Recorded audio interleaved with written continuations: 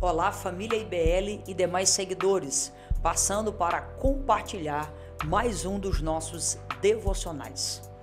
Eu queria pensar contigo hoje na história do rei Ezequias.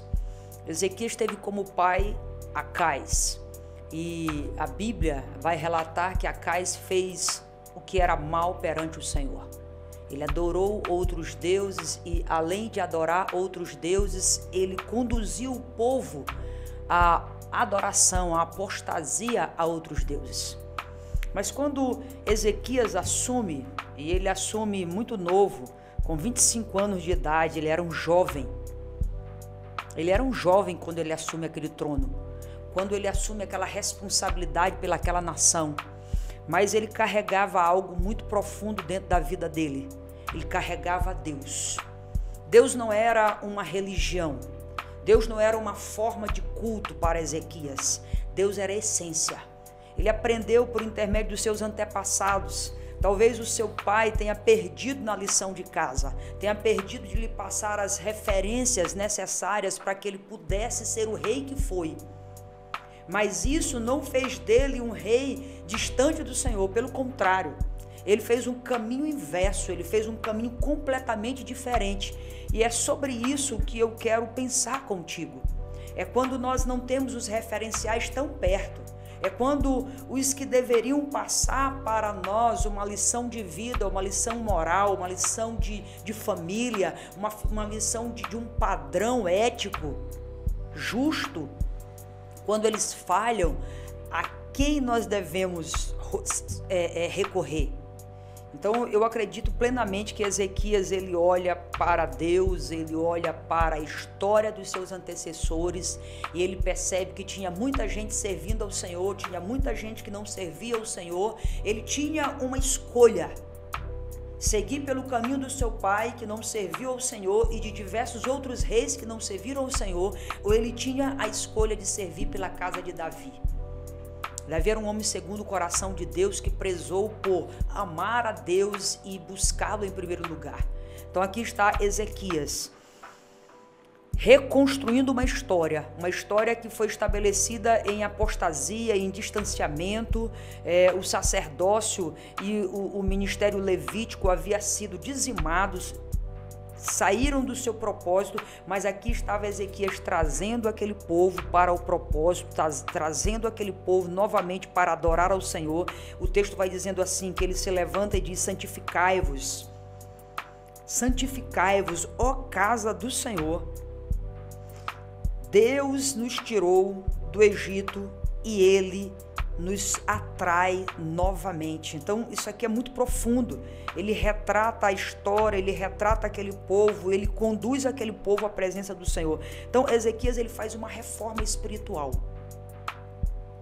E depois que ele faz toda uma reforma espiritual, a casa do Senhor é reerguida, a Páscoa é estabelecida. Depois que aquele povo começa a buscar a Deus, vem um inimigo chamado Senaqueribe, que é rei da Assíria, e ele se manifesta ali com grande força, grande poder. O exército de Senaqueribe era superior a Israel, a força bélica deles superior, e tudo o que eles representavam era superior. Eles tinham um histórico de derrotar todos os reis que eles haviam passado.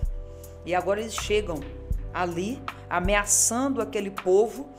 E acho que o ponto importante aqui que eu quero passar para você é esse texto no capítulo 32 de 2 Crônicas, no verso 7, é a resposta de Ezequias ao povo. Ele diz assim: sede fortes e corajosos, não temais, nem vos assusteis por causa do rei da Assíria, nem por causa de toda a multidão que está com ele, porque não há conosco maior do que o que está com ele.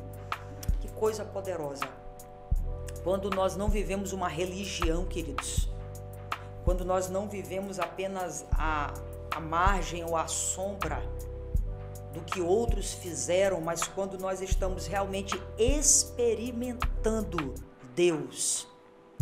nós sabemos exatamente apontar a resposta para aqueles que estão aflitos e em aflição. Aquele povo estava aflito e em aflição, mas aquele rei, embora todas as circunstâncias aparentes apontavam para uma derrota, ele estava certo da vitória em Deus. Eu não sei como você está, talvez a sua empresa, talvez a sua casa, talvez os teus relacionamentos, talvez tudo que você faça de repente está, sabe, em um momento difícil e você talvez esteja procurando respostas em coisas assim extraordinárias, em um forte exército. Talvez você esteja procurando respostas em quem de repente aparentemente possa ser robusto e te oferecer alguma garantia. E Ezequias, quando ele vê aquele exército, ele entende que aquele exército ele era forte, ele era numeroso, ele tinha tudo para vencer aquele povo, mas ele compreendeu que existia um Deus que estava acima de tudo aquilo. Então, quando nós temos uma história com Deus, nós sabemos apontar o caminho para os outros. Nós sabemos sinalizar, nós sabemos orientar e nós temos uma esperança, uma reserva própria. Um ambiente onde não é atingido pelos desfavores externos. Nós temos algo interno dentro de nós, uma reserva espiritual, que no momento da angústia, da aflição, do desespero, é essa reserva espiritual interna que nos garante vitória.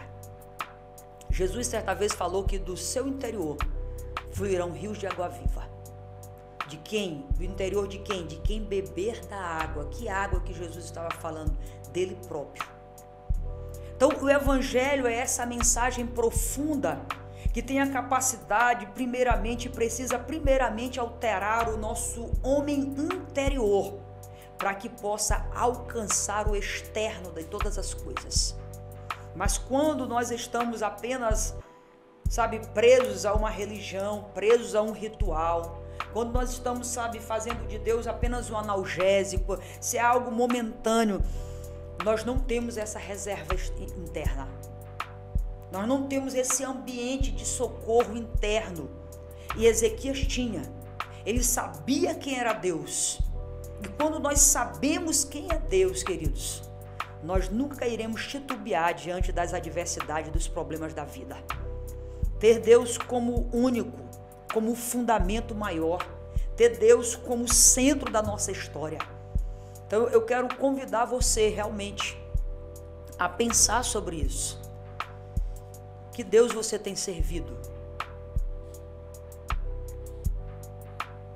A quem você devota a sua atenção?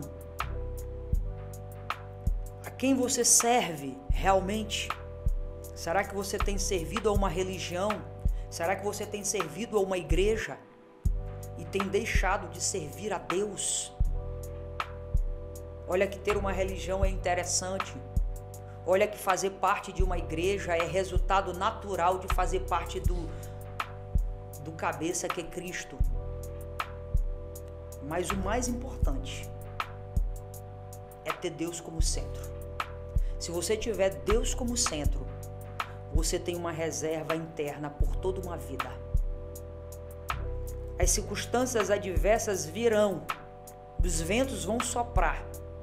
As intempéries da vida, elas vão chegar, porque ela chega para todo mundo, para pobre, para rico, para todas as etnias. Mas o que vai fazer diferença, o que vai garantir sucesso, é a plena convicção de que o braço do Senhor é o braço mais forte, de que as mãos do Senhor são as mãos mais firmes, de que o abraço do Senhor é o abraço mais seguro, de que a graça do Senhor é a melhor. Por isso, que você possa refletir sobre isso, que você possa refletir sobre essa história e que Deus te abençoe, Deus abençoe a sua família.